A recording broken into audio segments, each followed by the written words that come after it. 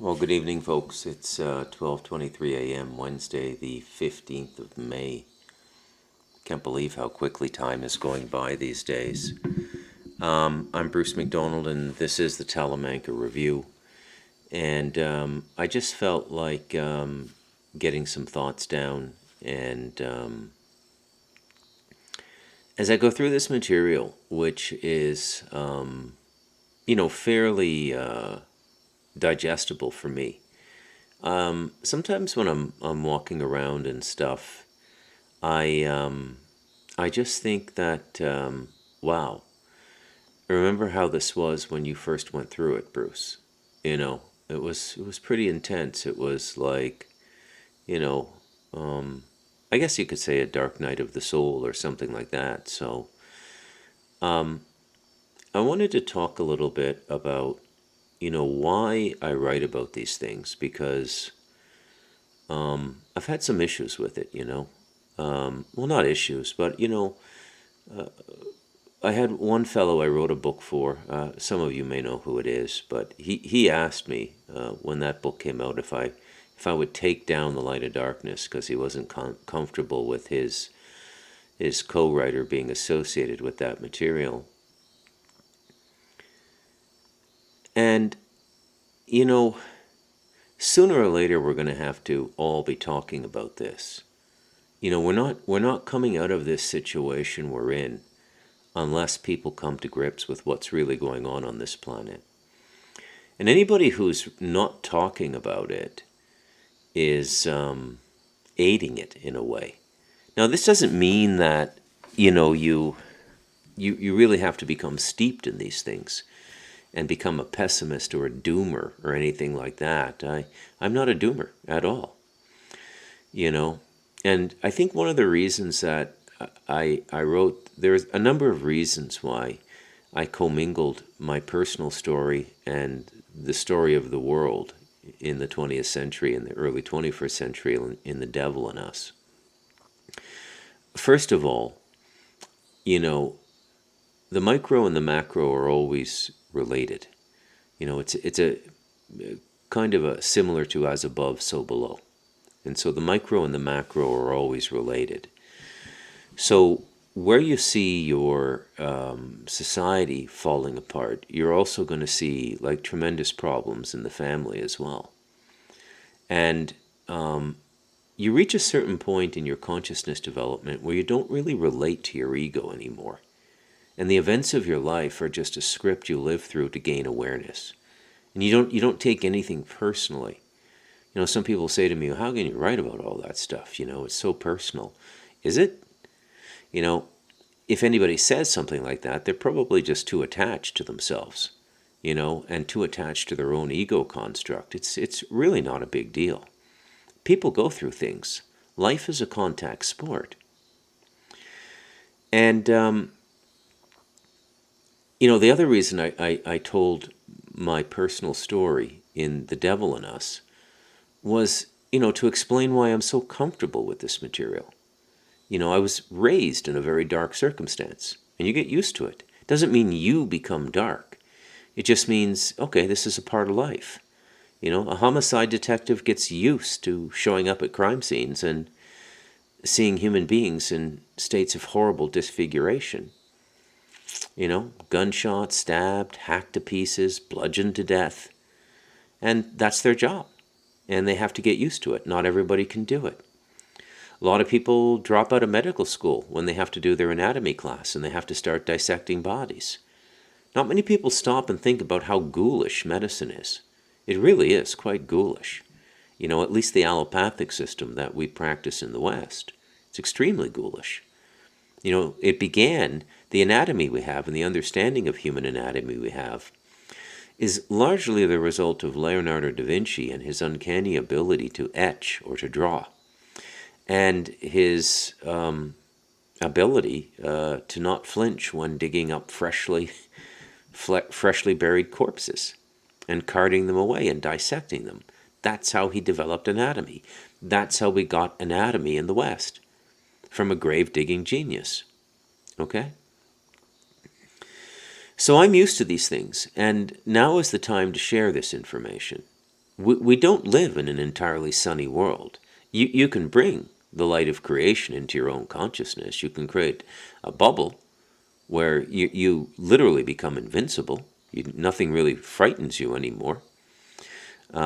This is not the same thing as the reflexive or autonomous reaction to a circumstance. Like if you're walking in the wilderness and, some kind of predatory animal is stalking you, you're going to feel all of the mechanisms of the body respond in a way that is fear-based, to enhance your survival. That's really all it is. So it's the same thing with these things, And another reason I think these things are so important now is there are 3 billion people tied up in the Abrahamic belief system. And these systems are like one of those timers on a bomb.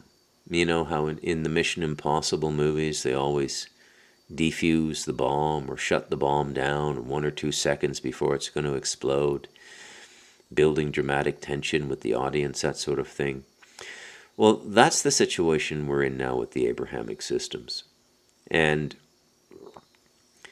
they set their own death clock through the system of control they used, which was prophecy. Okay? And as I've said numerous times, prophecy is not a big deal. On the planet there were technologies that were found on the planet, not created by human beings, Looking Glass being one, in which they could not only gauge the future, but they could predict the outcome of events based on the convergence of 3 devices. And all of this technology was left here from previous civilizations, which is kind of remarkable when you think about it. And the other thing that I really want to get across in these books, and, all of the people I've worked with on these books didn't know each other, and they all told me exactly the same thing. It's this entire planet is really a kind of a cosmic experiment. There's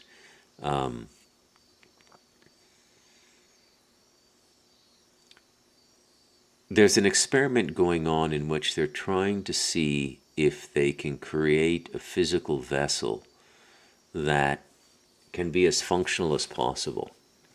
And the highest state of survivability for any physical vessel is its connection to the divine. And so in many ways, the human being was created to connect with Source. And the tinkerers, or the architects of these experiments, are the races that have been here longer than us, and are, in the way we look at things in a linear way, are more advanced than us. And the same way we create life, like a man and a woman will create a child, or children if you want a large family, that same principle of creation and the fostering of life is done on a much grander scale when you get to a certain period of evolution. And everybody is always trying to answer the same questions. What are we doing here? I mean, the Arcturians, the Andromedans, the Palladians, the Reptilians, the Mantids, the Greys. Well, the Greys are more of a satellite race, right? They're kind of a drone race. They don't occupy the 3rd dimension the way we do, per se.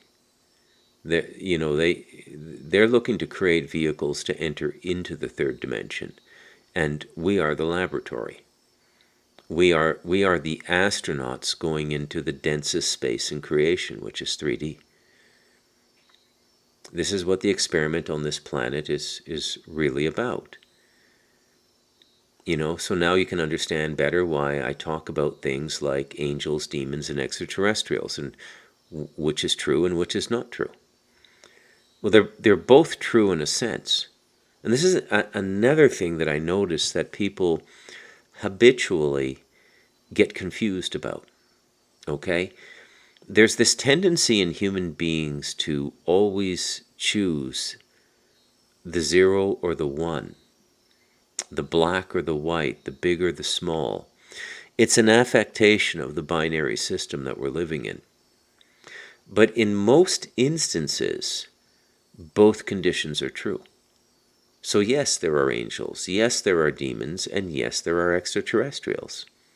The angels and demons were part of the original multidimensional cosmology of man, the way the psyche was structured to go along with the body.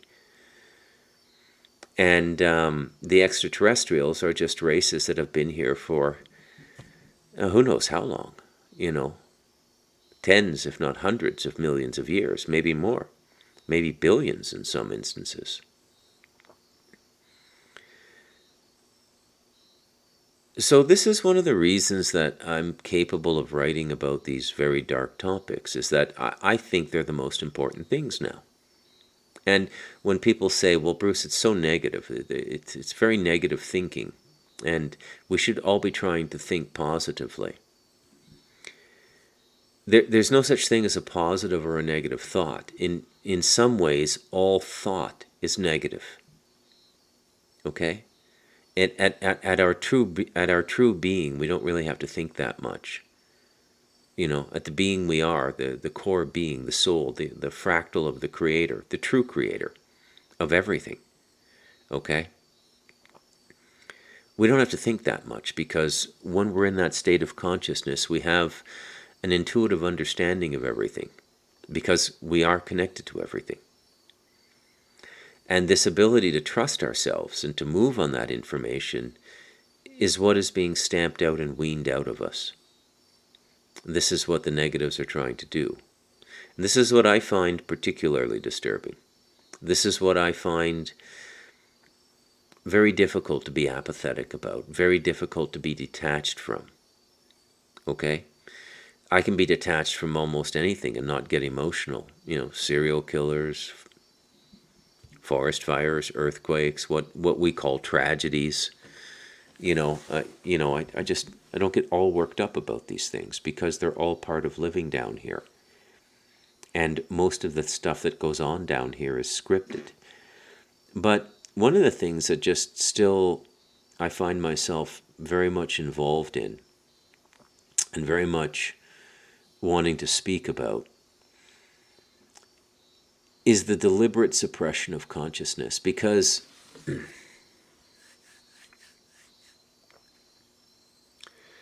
if this is an experiment, and it is an experiment, then the experiment would be to see how quickly that this being, this human being, could evolve under the guidance and under the tutelage and under the, to be honest, the bioengineering of superior races who can work with deoxyribonucleic acid, DNA. Okay? So if that's the stated goal, is to grow the consciousness, is to unify that consciousness with the Creator, then why would there be anything down here that deliberately tries to stifle that? Gaslighting people, telling them that, a square is a circle and a circle is a square. And if you say, no, that's a circle, you get institutionalized, like the Soviet Union. Sorry, comrade, we find your thinking criminally dangerous at this point. You need to go for re-education. You're psychologically unsound. Societies can reach a point where the entire society is being gaslit. Now, I suppose there's testing and there's lessons to be learned in that as well. A lot of this experiment has to do with putting us through various forms of suffering, various forms of trial and error. Because it's these trials and errors that are the QA, if you will, the quality assurance of the design of this human being. And the design for life on this planet is changing all the time. It's changing all the time. Used to be different forms of life on this planet, sentient life, but different. It changes all the time.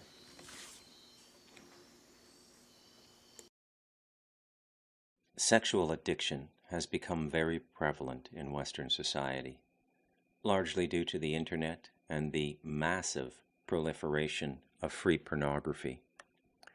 Statistically, as of September 2023, pornography accounts for 35% of all internet downloads or bandwidth.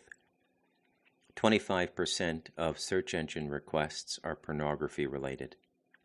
An estimated 40 million Americans regularly visit porn sites, and 70% of these are men between the ages of 18 and 24. And they will visit porn sites at least once a month. There are over 4 million adult websites, comprising 12% of all websites in existence. Internet pornography accounts for 20% of total e-commerce in the United States. 9% of porn users in the United States are children under 12 years old. Habitual masturbation is an open door for psychopathy. During her training in California for the subject of psychopathy, Corinne submitted a thesis to the interviewing panel, in which she intensely disagreed with the overall opinions of world specialists and therapists when they say that the killer has no empathy. She went on to explain that empathy is not the same as compassion. Killers are the most empathetic people on the planet because they know what pain is. They know what denigration is.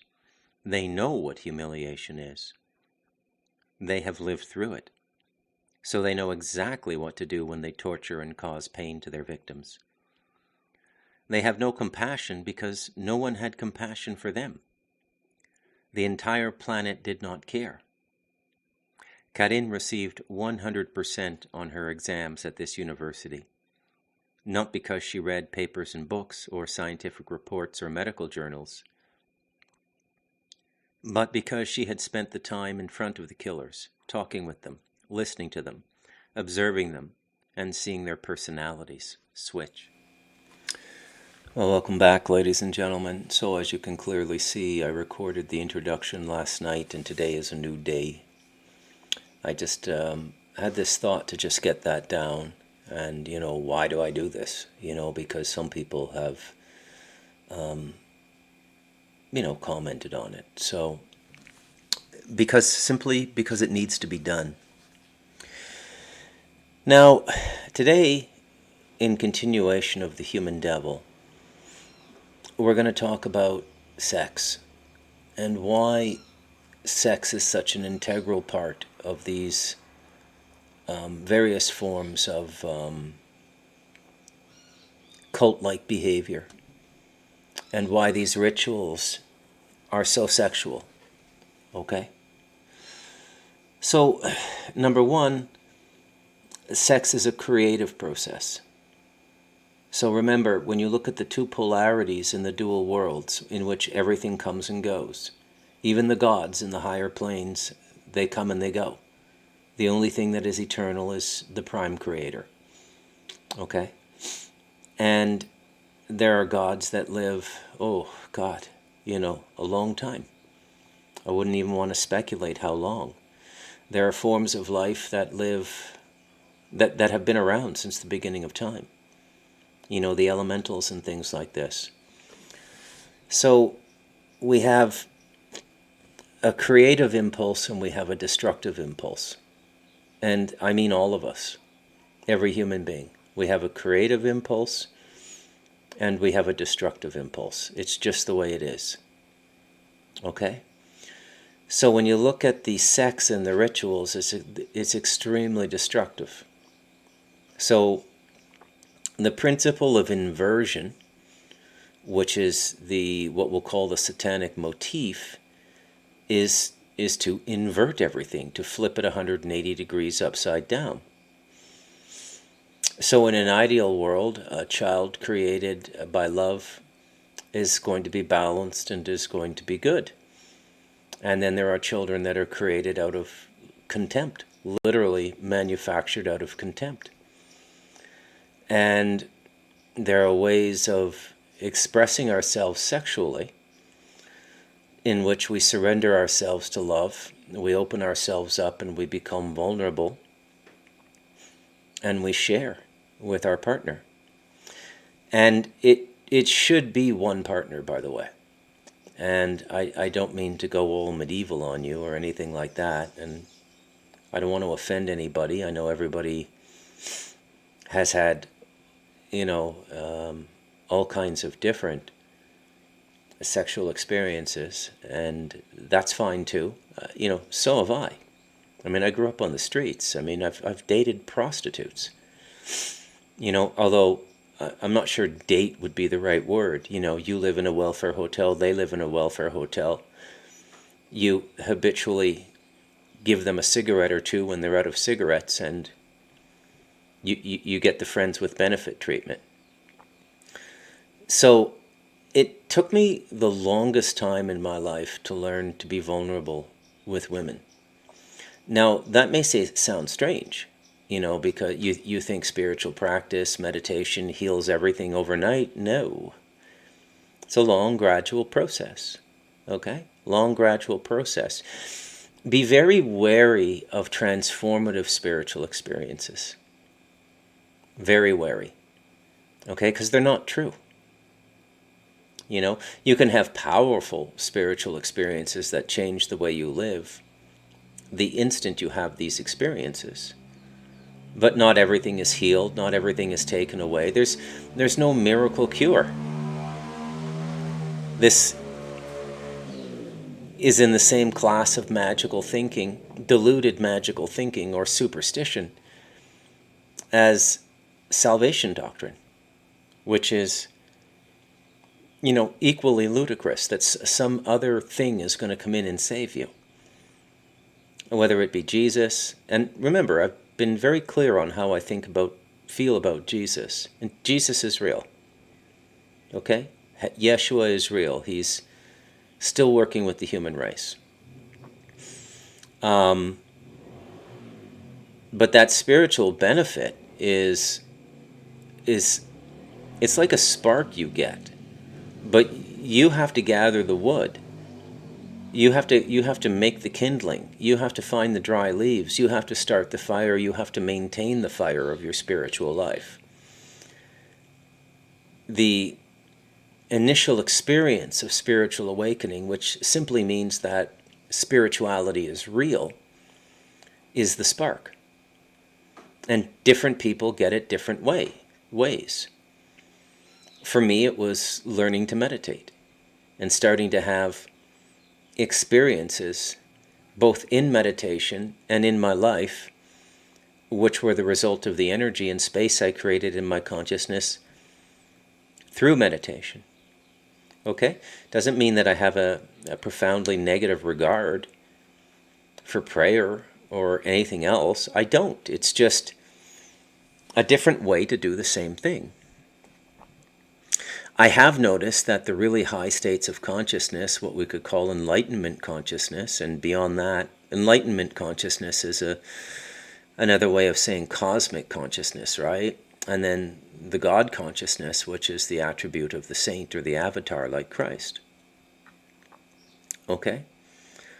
Those things, generally, if they're going to happen to people, they happen through the meditative process or forms of tonal prayer, if you will, of which the Arabic prayers of the Sufi prayer circle are very good.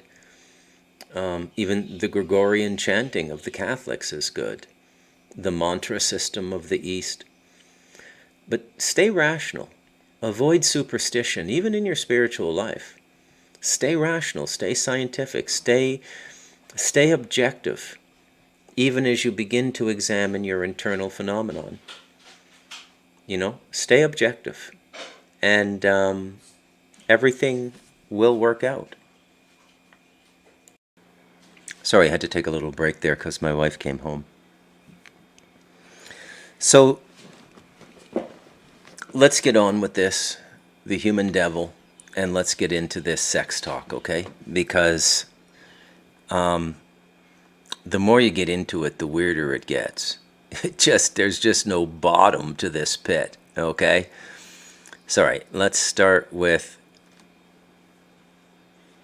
let's start with this. Most people had never heard of NXIVM until this happened. Allison Mack. She has been charged with sex trafficking. The FBI arrested the group's leader, as well as Allison Mack. And over several months, a number of charges were laid, including sex trafficking, forced labor, and racketeering conspiracy. And all hell broke loose. Mack was with the alleged cult leader when he was arrested in Mexico. NXIVM has been called a terrifying cult, a sex cult, a pyramid scheme, and even a group bent on world domination. But what is NXIVM? Here's the story of the group's rise and fall. NXIVM started in 1998 in Albany, New York, and it claims to be a self-improvement group, and it helps people with their issues and gain success. The ultimate goal is to achieve an enlightened state, something that's called fully integrated. So far, of course, the group's leader is the only one who's achieved that state. It's also a multi-level marketing company. People pay money to take courses, sometimes tens of thousands of dollars, and you can make money by getting other people to sign up. The group has attracted rich and famous people, including heiresses Sarah and Claire Bronfman, Smallville actresses Allison Mack and Kristen Kruk, and Hawaii Five-0 actress Grace Park, though Kruk and Park have since left. But some former members say the group is actually centered on the appetites and powers of the group's leader, Keith Raniere, who the NXIVM faithful call Vanguard. If you want to understand NXIVM, you have to try and understand Keith Raniere. Our main belief is to have people experience more joy in their lives. This is him talking about NXIVM. And from that, all sorts of interesting effects appear to happen. So according to Raniere, he's one of the smartest people in the world. He claims to have an IQ of 240. He says he has 147 patents. He has degrees in math, biology, and physics. He has a minor in psychology and philosophy, and he's an expert in computer science. He's written 2 books, one with a foreword from the Dalai Lama. NXIVM isn't the first multi-level marketing scheme that Raniere started. In 1990, he started something called Consumers Byline, which is essentially a discount shopping club. It was shut down, though Raniere did not admit any fault. A few years later, he started NXIVM. I'm very devilish, and I think I'm probably the worst coach in the world because I'm just a demon. NXIVM claims to be a self-help group, but according to some people that left, that's not the whole story.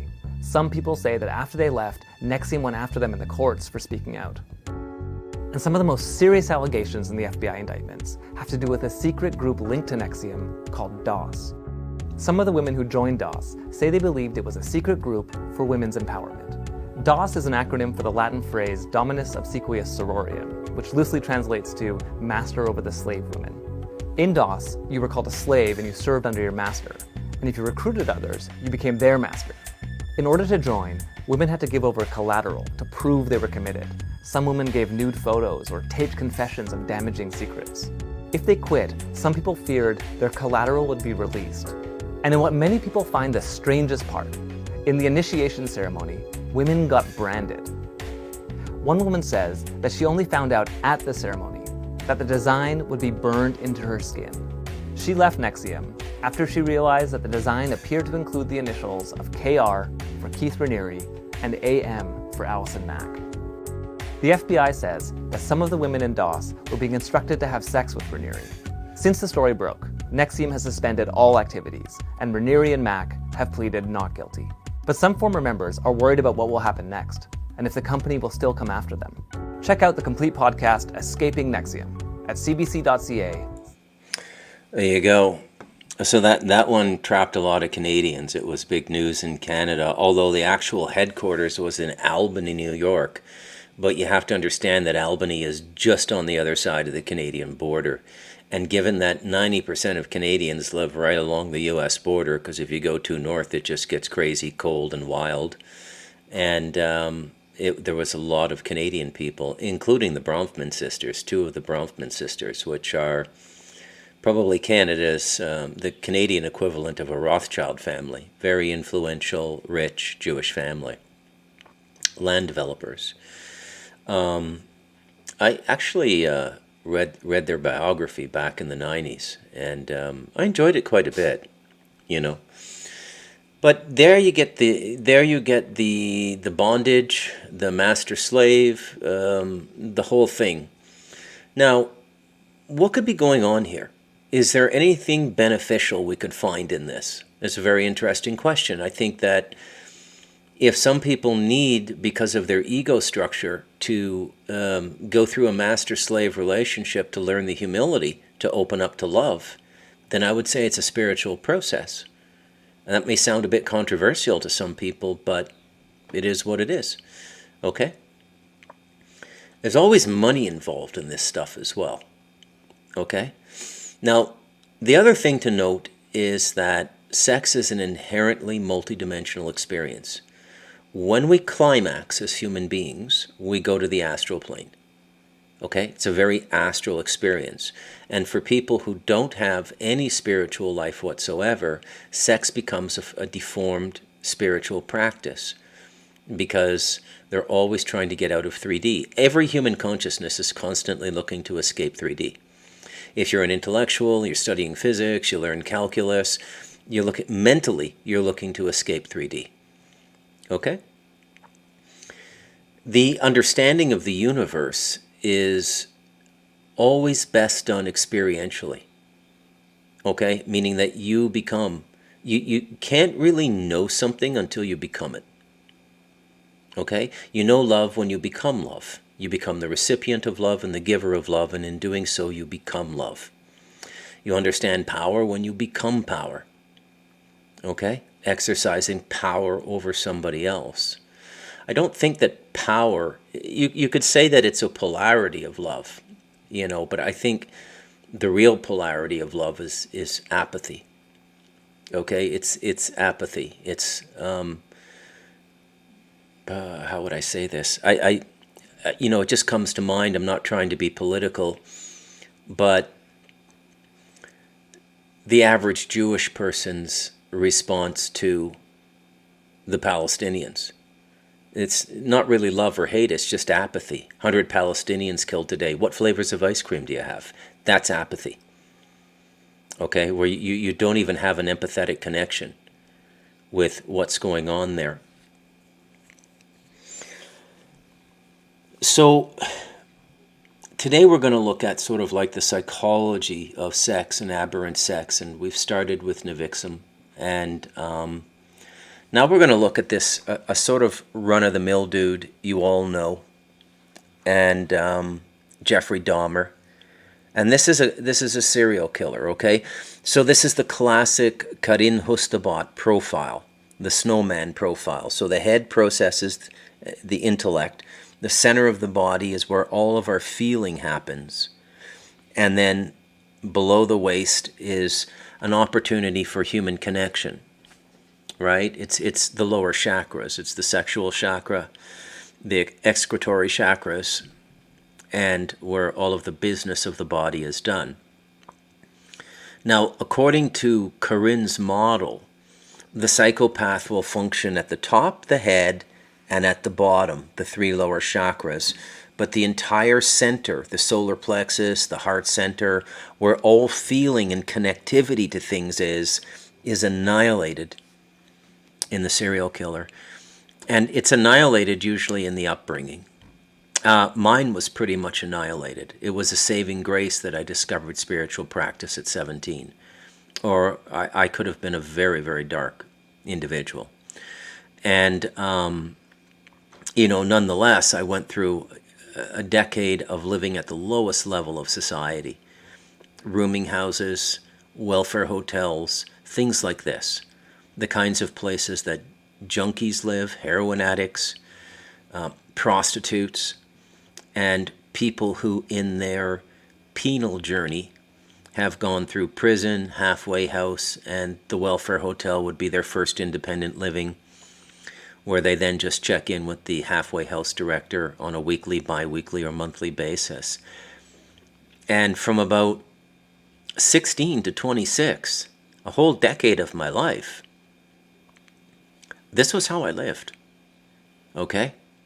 And it's funny because for those of you who've read my first novel, you can listen to it now online. I did an audio recording of it. I use sound effects and everything. It's actually pretty good.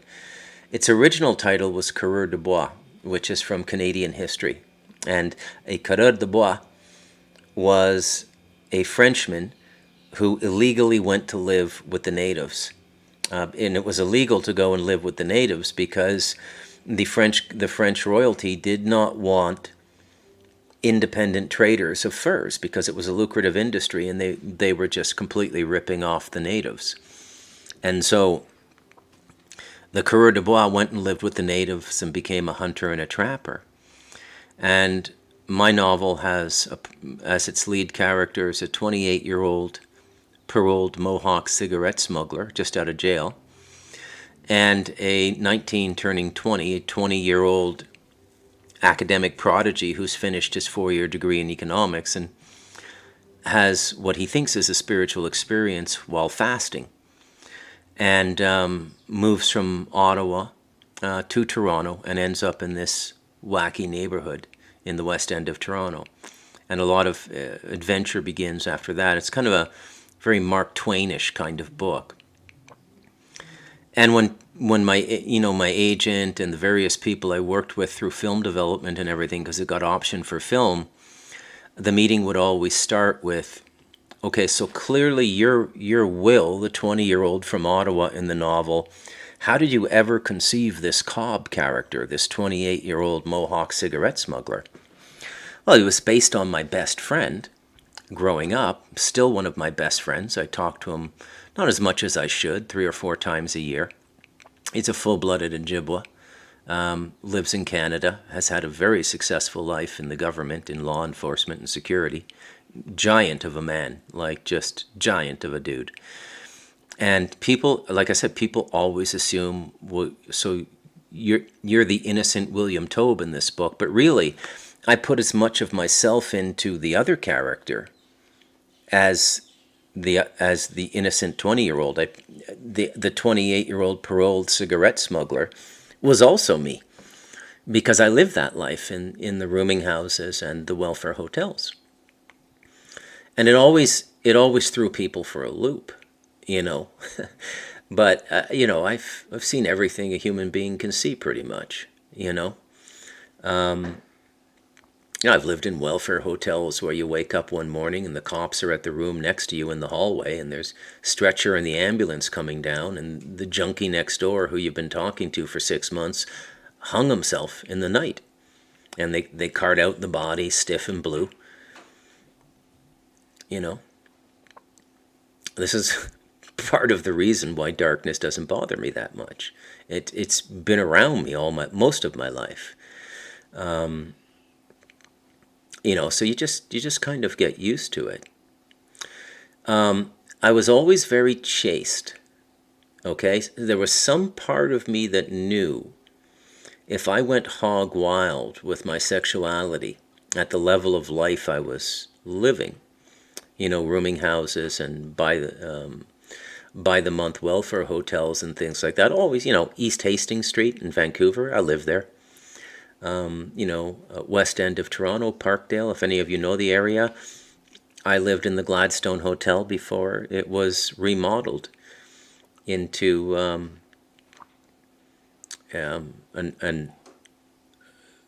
it's more of an arty place where all the book launches and art exhibitions are done now, part of the gentrification of Toronto. But before that gentrification, it was just quite a community. And throughout it all, I just kept, wherever I lived, whatever I was doing, I kept up my spiritual life. I kept meditating on a daily basis. And so what that does is it gives you a little buffer around everything you go through. It's like you're living in your own environment, and you can live in these highly toxic environments and not be toxified by them. You know, pretty much everyone I knew from 16 to 26 was a hard drug user. A good portion of my friends had done at least 5 years in a federal prison. You know, bank robbery, manslaughter, everything, right? So, anyways, back to the sex. I will say one other thing. I was so chaste back then that people could not understand it. Like my friends, if I'm 21 years old and I'm living in a welfare hotel, and I have a 30-year-old buddy who's, you know, a paroled felon, you know, he comes by with, a bag of weed, 12-pack of beer, and 2 broads, right? 2 women. Sorry, I don't mean to be crass, but that's what he would say. I got a broad for you. It's like The Sopranos. Here, Bruce, I got a woman for you. And I'm like, no thanks. And they would take me aside afterwards and say, look, Bruce, you know what? I get the no drinking, and I get the no smoking weed and everything, and no drugs, but what's with the no sex thing? Why would you not take a free blowjob? And I'm like, but I intuitively knew that energy getting into you would be very disorienting, right? Very, very disorienting. So I avoided it. And it helped me avoid a lot of calamity and a lot of problems in my life. Okay? So let's take a look at Dahmer, see what we can learn from him. It's Jeffrey Dahmer, the serial killer and cannibal whose saga of evil has been given new life in the hit Netflix series Monster. I'm going to ask you some questions that are tough. In this never-before-seen video from the Inside Edition archives, he's clearly nervous. His hands won't stay still as he prepares for the exclusive 1993 interview. What questions are you going to start out with? A new generation is learning about his horrifying crimes through the #1 Netflix series. In what appears to be a psychopathic mass murder. Destination 32 clear. This world-exclusive interview took place inside the maximum security prison in Wisconsin, where he was serving 999 years. He was escorted by 3 prison guards. One officer held each arm as he was taken in handcuffs into an elevator. Nobody was taking any chances with the most notorious killer in America. Dahmer was 33 when he told Nancy Glass about his twisted motive for killing 17 men. Not because I was angry with them, not because I hated them, but because I wanted to keep them with me. And as my obsession grew, I was saving body parts such as skulls and skeletons, and eventually I did turn to cannibalism. For you. He described how he picked up his victims in gay bars and brought them home. I'd have the sleeping pill mixture already prepared. The person would drink it, fall asleep, and that's when they would be strangled. And he made a startling admission about the evil urges that propelled him to kill. Do you still feel those same urges? Do you still feel that compulsion, that obsession? I wish I could say that it just left completely, but no, there are times when I still do have the old compulsions. A creature of the night, he said he slept most of the day in prison. During the interview, he asked for several breaks. Can we cut the film here for a minute? Sure. Dahmer was murdered by another prison inmate just a year and 10 months after this interview. A form of justice he said he deserved. That's what I deserve. I deserve death. There you go, Jeffrey Dahmer. Okay? So, started out with this kind of sex. Preferred his sexual partners to be unconscious, right? Drug them, knock them out.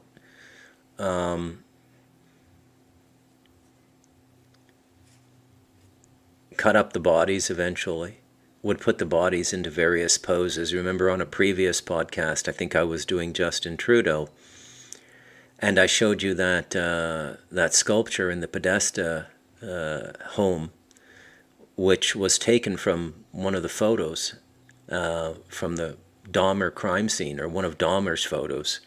You know, the guy's arched back like a gymnast and decapitated. Podesta got the idea for that sculpture from the Dahmer photo. So why is one of the most powerful lobbyists in Washington paying good money like this? That would have cost tens of thousands of dollars, if not hundreds of thousands of dollars, to get made, to celebrate something like that inside his home. Why are all the pictures of children in tiled environments, like swimming pool or steam bath tiles? Pretty easy to wash blood off, isn't it? Okay? So I'm trying to make the case that, look, we are run at the international level now. The world is run by a class of psychopath. Now, the psychopath cannot give up the sexual impulse because the sexual impulse is not emotional. It's biological. And so the sexual impulse gets transformed into something completely grotesque and ritualistic. Do you see how ritual becomes the normal affectation of these serial killers, even though they've never studied ritual magic? I don't think Jeffrey Dahmer ever studied, the Thelma material, Aleister Crowley, or the Kabbalah, or the Zohar, or any of the ceremonial magical systems.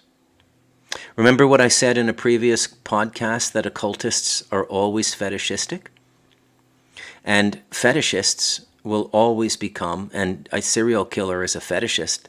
Serial killing is an incredible fetish. They will also become ritualistic. Right? I think this is what shocked everybody about the Silence of the Lambs movie is, how accurately it portrayed that. Okay?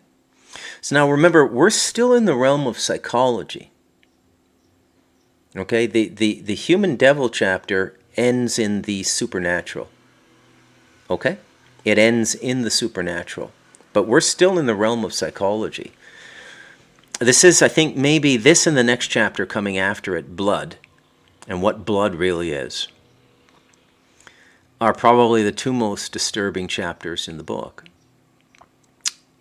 I say disturbing because if you're not familiar with the material, there will be a lot of stuff given to you that will be hard to digest. It's just the way it is, right?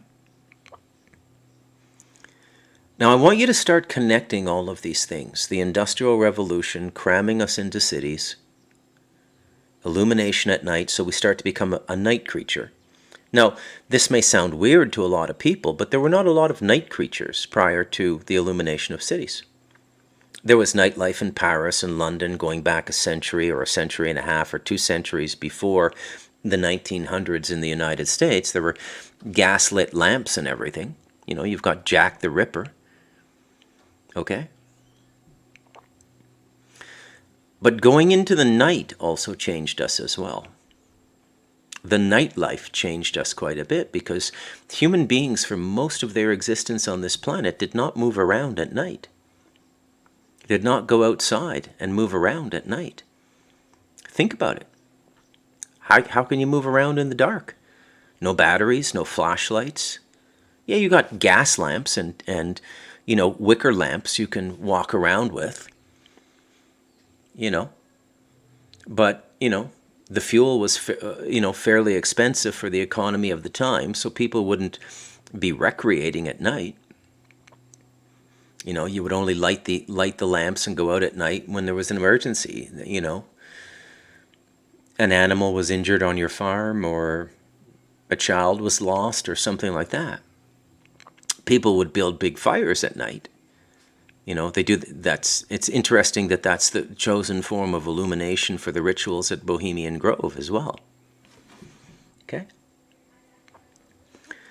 You live completely circumscribed at the leadership and management level in your societies by ritual magic. And for the most part, it all comes from the Kabbalah. The Kabbalah. Okay? And it seeped into other societies, non-Jewish societies, which were seeded by Jewish rabbis or Jewish practitioners. Okay? Now let's take a look at the granddaddy of them all. Okay?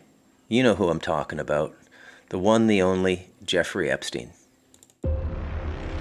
Well, we definitely received substantial evidence that he was involved in trafficking young women and children to the Virgin Islands for a very long period of time through our airport, through his private jet.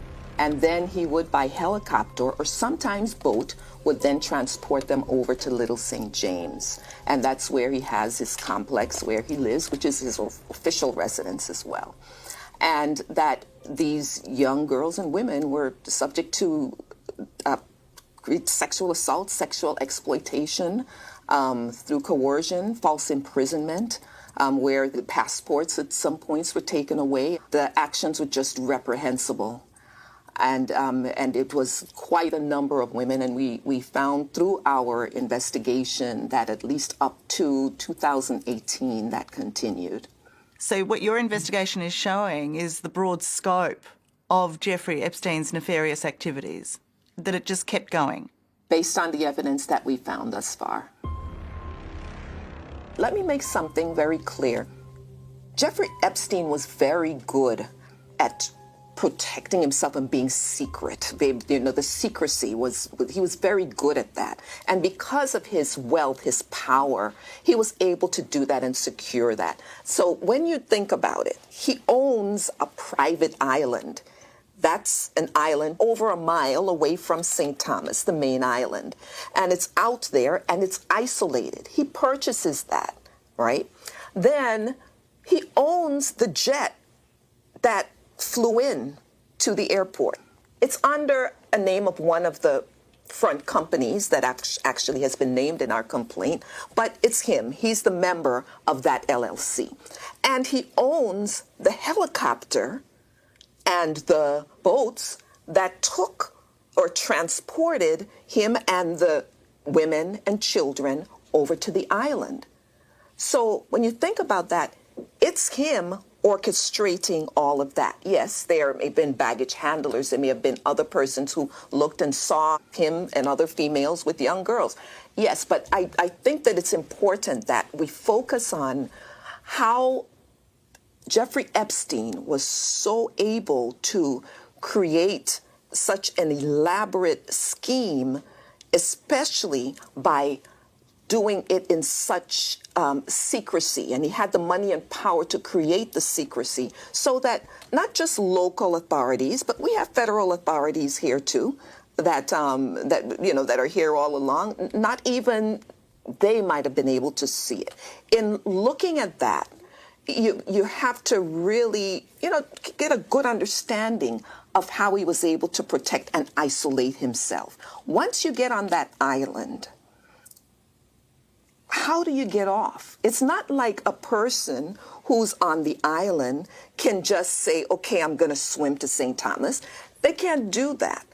It's not like a person who's there and needs help that they can sneak away and run outside and flag down a vehicle or flag down a police car or run to the nearest police station like they might be able to do on St. Thomas, on the main island. The island is isolated. So that kind of isolation is really what you have to look at when you start to think, how could this have happened for so long? I think the picture you paint is a terrifying one of isolation, but also abuse of power. And I just wonder why the people who worked for Jeffrey Epstein weren't terrified for the girls going over there. They knew how isolated that island was. They knew the ages of those girls. They saw powerful men there. Why weren't they terrified? Why didn't they become whistleblowers? Well, one thing I do know, first of all, is that there are the non-disclosure agreements that Jeffrey Epstein had all of the employees, if not most of them, sign. Then they had to agree not to disclose any information to law enforcement or anyone else regarding what goes on that island. And even after Jeffrey Epstein's death, those non-disclosure agreements are still in place and still enforced by the estate. So this was just one of the ways that you can pretty much intimidate or silence people. But in addition to that, when you see someone connected with powerful people who may visit the island or he may be involved with, whether it doesn't have to be here, it could be anywhere in the world. And it's known that these powerful people are his friends and associates. That alone is intimidating to the ordinary citizen who's sitting there and watching this and say, ooh, that does not look good. But Could you imagine the reluctance of that person to say, I'm going to come forward, I'm going to tell on that person who's friends with all these powerful people? So that alone, the way that he surrounded himself with these powerful people, that was an example of the kind of intimidation that would cause what you're saying, people to be silent about what they may see or suspect. As far as the Virgin Islands is concerned, we need to make sure that the Virgin Islands is not perceived as a haven for this kind of sexual exploitation, human trafficking, and sexual and child abuse. We have to make that clear. It is very important that we enforce our laws against human trafficking, against child abuse, against child and sexual exploitation of women. It is important that we do that, because if I don't do it as the Attorney General, the top law enforcement person, if we do not do it in the Virgin Islands, then those types of crimes will continue to flourish. Jeffrey Epstein, ladies and gentlemen, Jeffrey Epstein. We all know the story. What was this guy up to? How did this get started? And you could say that Nivixum is a cousin to that sort of thing. And I think that Epstein was probably the darkest one that we've seen.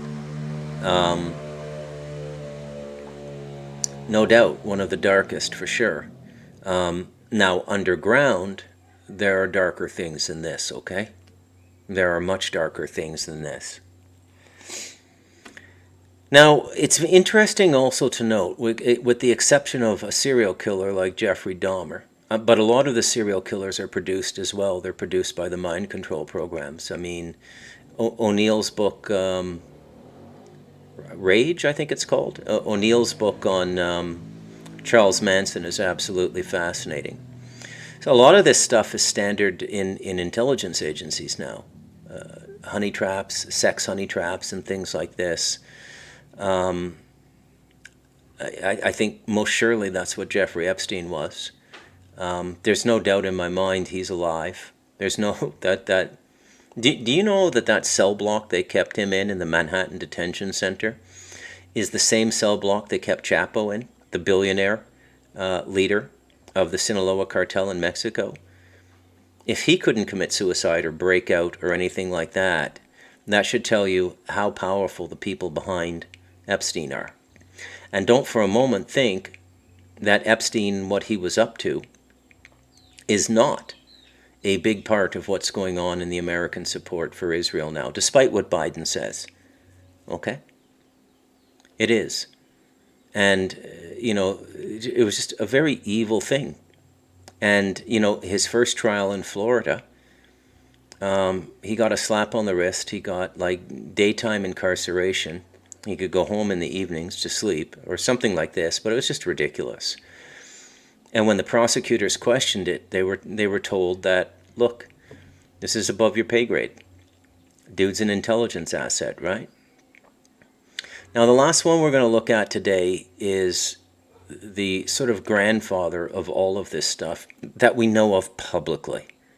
It's been going on privately in the woods, in satanic circles for centuries. Centuries, okay? But I'm going to introduce you to the Marquis de Sade. Okay, so here we go.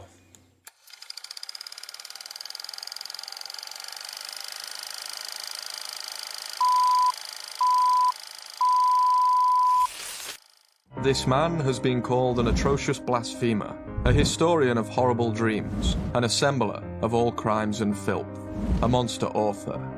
He has also been called one of the most remarkable men of the 18th century, the most free spirit to ever live, a glory of France, a martyr. By his own lights, he was a libertine. And today, you remember him in your secret BDSM fantasies as the reason behind the word sadist. Donatien Alphonse Francois Marquis de Sade. Born 1740, died 1814, the Marquis was and is a controversial figure. But was he truly evil or a misunderstood genius? Prepare yourselves as we look at 3 of the scandals that shook de Sade's life and that defined his legend.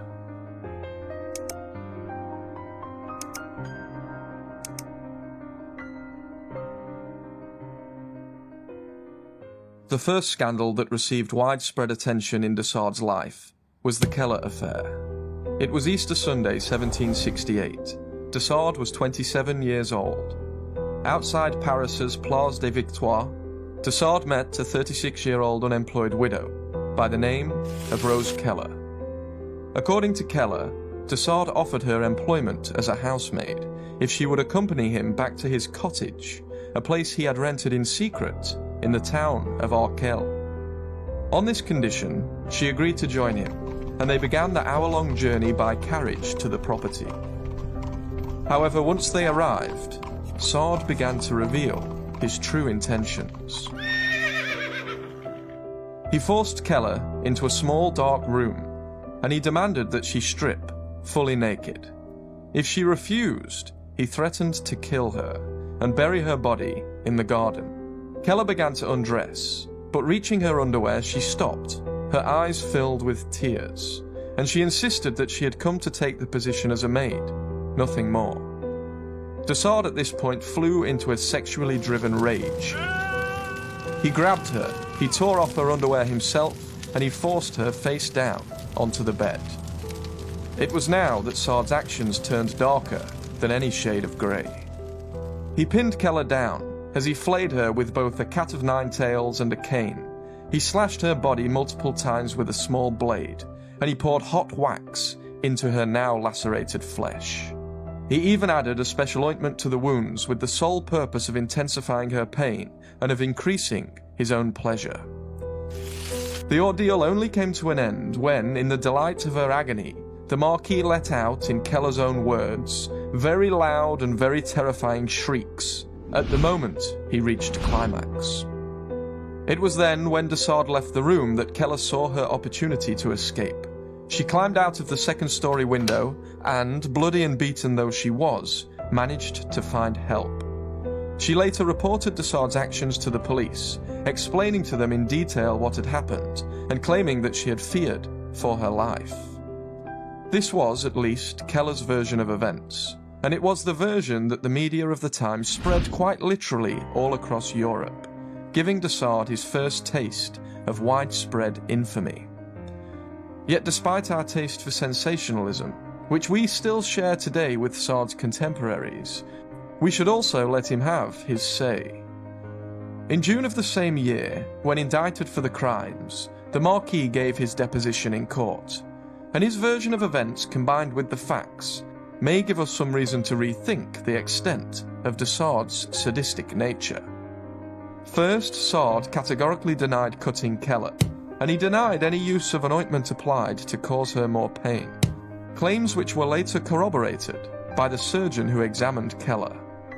The surgeon said that, from what he could tell, Keller's body had not been lacerated, and when he asked to examine her further, just to make sure, she refused. And second, Dessard claimed that he never offered Keller work as a maid. Rather, she was a prostitute who had willingly joined Sard for what he had described to her as a partie du libertinage, to which she had fully agreed. On this point, it is worth noting also that the Place des Victoires, where the two had met, was, at the time, a well-known area for soliciting prostitutes. So, what really happened that night? We may never know for sure. But we do know the outcome. Keller obtained a substantial sum from Dessard's wife's family to drop the charges, and Sard laid the foundations for his reputation as a sadistic, depraved libertine for generations to come. The Marquis's second scandal is known as the Affair of the Poisoned Sweets. It was June 27th, 1772, 4 years after the Keller affair. Dessard and his trusted valet, a man known as Latour, had travelled to Marseille. While in the city, they rounded up 4 working girls, aged between 18 and 23, with the intention of having an orgy. The night began in typical Sardian fashion, although it leaned more towards masochism than sadism. One by one, the girls were told to flay Sard with a parchment that bristled with rusty nails, and to beat him with an old wooden broom, all while Dessard and Latour pleasured each other. Dessard, during the lashings, even managed to meticulously carve the number of blows he received into a wooden mantelpiece, an impressive 758 in all. But these actions were not the source of the scandal. That would come down to two other acts that took place that day. The first was the sexual activity between the Marquis and his valet. One of the girls was forced to watch while Dessard was sodomized by Latour. This had serious repercussions for both men, as at the time, sodomy was a crime punishable by death. And second was the issue of the poisoned sweets. Dessard gave the girls homemade sweets made from Spanish fly, a popular aphrodisiac at the time, with mild laxative effects. His intention, which he made explicit to the girls, was to cause them to fart, so that he could, in his own words, take the wind into his mouth. The problem is that these sweets made two girls very sick. One girl from the orgy, and later a fifth girl, that Dessard had visited separately. It was this latter girl who reported Sard to the police, stating that she had been poisoned, and it was her report that led to the earlier events of the day coming to light. The consequences for the two men were, even for the time, extreme. Despite sodomy usually going unpunished, and despite the two girls quickly recovering from their illness and withdrawing their charges, both Dessard and Latour were sentenced to death. Fortunately for the pair, they escaped to Italy, avoiding execution and remaining on the run for some years to come. Nevertheless, due to the public backlash, the scandal reached almost farcical levels, and effigies of the two men were symbolically executed in their absence. Of these events, Dessard would later write in fictional form. When informed of the news that he was to be burned in effigy, the Marquis pulled his cock out of his trousers and yelled, "God, now I'm where I always wanted to be, heaped with scandal and infamy. Wait a minute, I must jerk off." Now, if these scandals had been the peak of Dessard's infamy, we would not be talking about him today. He would be just another aristocratic playboy, forgotten to history. It is the final scandal that raised the tide of his earlier transgressions to legendary status. It is his literature. It was during his first prolonged stay in prison, between 1777 and 1790, primarily during his time in the Bastille, that Dessard the novelist was born. Incarcerated in body, he would be liberated in mind. Today, his most notorious work is The 120 Days of Sodom. Written in 37 days, in tiny handwriting on a 12-meter-long scroll, it was thought to have been lost in the storming of the Bastille in 1789, a loss for which Dessard claims to have wept tears of blood. But as it happened, and unbeknownst to Dessard, the work was saved, and over a century later, it resurfaced for publication in 1904.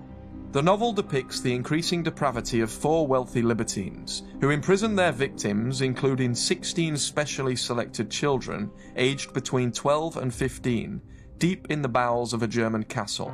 Over a period of 4 months, the libertines seek their ultimate sexual gratification through a progressive process of abuse and torture that eventually leads to the death of the victims.